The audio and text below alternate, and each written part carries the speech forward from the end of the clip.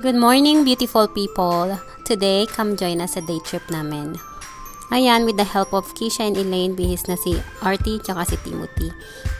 Mga isang taon bago kami nakalabas, sa wakas aalis na din kami. Hindi pa kami masyadong nakakalayo, umiiyak na si Timothy. Kaya if you are planning for a long drive, make sure you are prepared for a few stopovers. Mahirap naman talagang lumabas ng may baby at toddler, pero kailangan kasi may dalawang dalaga din ako para ilabas, diba? Tsaka it's really good for our mental health na makalabas-labas. As a full-time mom, it helps na hindi lang yung four corners ng bahay ang nakikita natin. It also makes me happy na pag maganda yung weather, nakakalabas si Artie at si Timothy.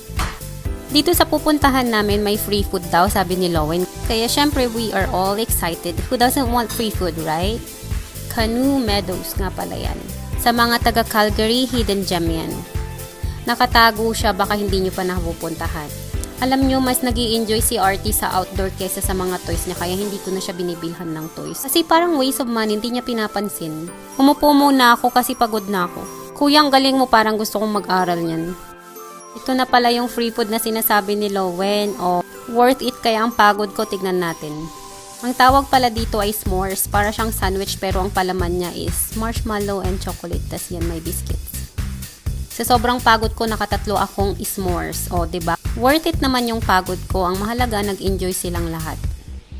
Ayan, sasabak na naman ako sa bakbakan. Thank you so much for joining me, guys. Till next time, bye for now.